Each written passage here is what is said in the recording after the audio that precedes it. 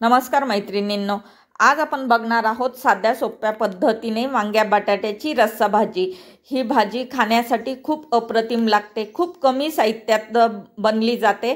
त्याचबरोबर ही भाजी तुम्ही टिफिनलाही नेऊ शकतात। ही भाजी तुम्ही भाकरी बरोबर, भाताबरोबर, चपाती बरोबर खाऊ शकता आणि वरण भात जर असेल ना तर त्याबरोबर तर ही भाजी अप्रतिम लागते आणि इतकी झटपट बनते ना, हिला बनवण्यासाठी अजिबात वेळ लागत नाही। चला तर मग तुम्हाला काय करायचं आहे, हा व्हिडिओ स्किप न करता संपूर्ण व्हिडिओ बघायचा आहे, तर तुम्हाला कळेल ही भाजी मी कशी बनवली ते। भाजी बनवण्यासाठी मी इथे पाव किलो वांगे घेतलेली आहे। पाव किलोमध्ये एकच वांग बसलं कारण वांग मोठं आहे। त्याचबरोबर पाव किलो बटाटे घेतले, 2 टोमॅटो घेतले आणि 2 कांदे घेतलेले आहेत आणि हे सर्व स्वच्छ धुवून घेतलेले आहेत। तर सर्वात प्रथम आपण वांगे, बटाटे, टमाटे आणि कांदा चिरून घेऊया आणि वांगे कसे चिरायचे हे मी तुम्हाला दाखवते आता। तर वांगे आपण हे बघा असे सर्वात प्रथम देठ काढून घ्यायचं। त्यानंतर मोठे असतील ना तर अशा गोल गोल चकत्या करून घ्यायच्या त्याच्या। त्यानंतर ह्याचे असे क्यूब्समध्ये तुकडे करून घ्यायचे। हे बघा आपण असे क्यूब्स करून घेतलेले आहेत। अशा पद्धतीने आपण सर्व चकत्यांचे आता क्यूब्स करून घेऊ आणि त्यानंतर लगेच पाणी घ्यायचं एका बाउलमध्ये आणि हे वांगी त्यात टाकायची, कारण वांगी कापल्यानंतर लाल पडतात, तर तिला लालपणा येऊ नये म्हणून पाण्यामध्ये टाकून घ्यायची। आणि अशाच पद्धतीने आपण बटाटे सुद्धा अशा चौकोनी तुकड्यांमध्येच कट करून घेणार आहोत किंवा कापून घेणार आहोत। बटाटे कापताना त्याआधी मी त्याच्यावरची सालकाढणीने सालं काढून घेतली आणि आता बटाटी सुद्धा वांग्याप्रमाणेच व्यवस्थित चौकोनी तुकड्यांमध्ये कापून घेऊया आणि ती सुद्धा लगेच वांग्यांबरोबर पाण्यात टाकूया, कारण बटाट्यांना सुद्धा लाल रंग येतो। तर आता आपली वांगी आणि बटाटी कापून झालेली आहेत, तर फोडणीची तयारी करूया। फोडणीसाठी गॅसवरती मी एक कढई तापत ठेवली आणि त्यात 2 छोटे चमचे मी तेल घेतलं। तेल व्यवस्थित तापलं की त्यात 1 चमचा जिरे टाकून घेऊया। जिरे छानपैकी तडतडले, त्यात कापलेला कांदा टाकून घेऊया आणि कांदा मी थोडासा जाडसरच कापलेला आहे, खूप बारीक कापलेला नाही। आता यात 2-3 कढीपत्त्याची पाने टाकून घेऊ आणि कांदा आणि कढीपत्ता छान तेलामध्ये परतून घेऊया।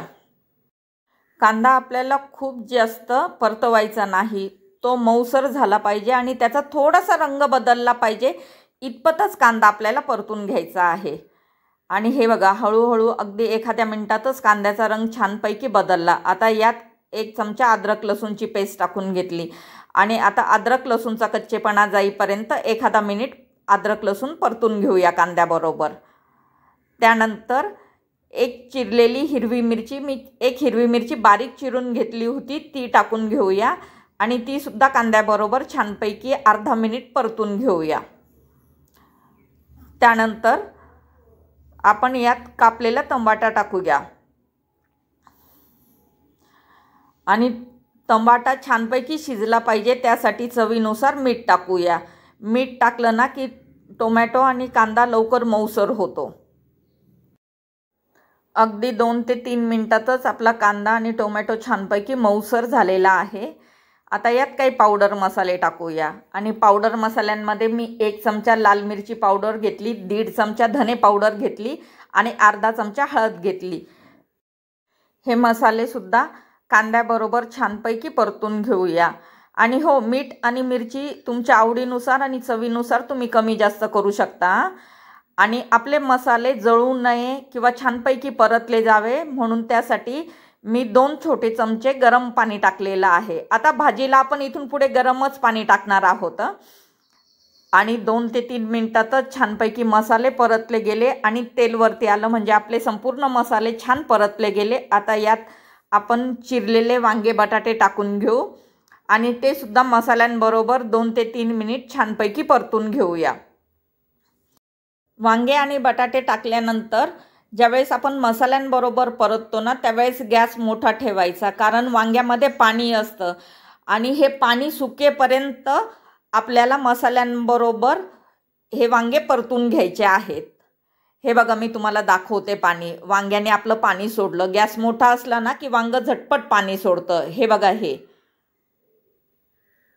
आणि ह्या पाण्यामुळे भाजीला चव येत नाही, तर हे संपूर्ण पाणी आपल्याला सुकवून घ्यायचं आहे.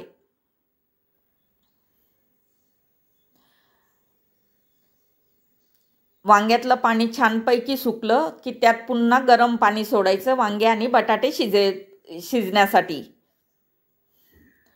आणि आता तुम्हाला हवं असेल तर तुम्ही यावरती झाकण ठेवा आणि 5 ते 7 मिनिटात आपली वांगे बटाट्याची भाजी शिजून होईल. पण मी झाकण न ठेवताच शिजवून घेणार आहे. 5 ते 7 मिनिट झाले आणि भाजीला बघा किती छानपैकी कलर आलेला आहे. दिसायला बघा किती अप्रतिम दिसते. आता यात एक चिरलेली हिरवी मिरची टाकून घेऊया. दिसायला छान दिसते म्हणून. तुम्हाला टाकायची असेल तर टाका, नाही तर स्किप केली तरी चालेल. अर्धा चमचा गरम मसाला पावडर टाकूया. त्याचबरोबर 1 चमचा कसुरी मेथी घेतलेली आहे, ती मी हातावरती अशी क्रश करून यात टाकून घेणार आहे. आणि त्याचबरोबर कापलेली कोथिंबीर टाकून घेऊया. आणि पुन्हा एकदा हे सर्व व्यवस्थित एकत्र करून घेऊ. आणि 2 मिनटं आता फक्त गॅसवरती भाजी शिजवून घ्यायची. मसाले टाकल्यानंतर आणि कसुरी मेथी टाकल्यानंतर फक्त 2च मिनटं शिजवायची, त्यापेक्षा जास्त नाही शिजवायची. आता आपण बघूया की बटाटे आणि वांगे शिजले की नाही ते. तर हे बघा, बटाटे तर उशीर लागतो शिजायला. वांगे तर झटपट शिजतात, पण बटाटे शिजायला उशीर लागतो. आणि अगदी बटाट्यांना नुसतं थोडासा धक्का लागला ना तरी ते तुटता आहेत. म्हणजे वांगेही छानपैकी शिजले आणि बटाटाही छानपैकी शिजला. तर आपली भाजी रेडी झालेली आहे. एका सर्विंग प्लेटमध्ये आता काढून घेऊया.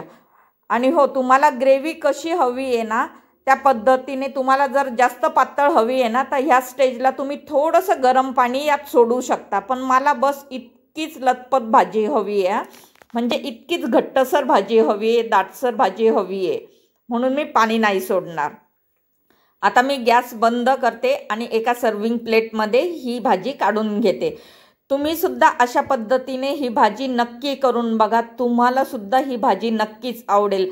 आणि हो, तुम्हाला हा व्हिडिओ कसा वाटला मला कमेंट बॉक्समध्ये नक्कीच कळवा. तुम्हाला जर हा व्हिडिओ आवडला असेल ना तर माझ्या चॅनलला प्लीज लाईक आणि सबस्क्राईब करा.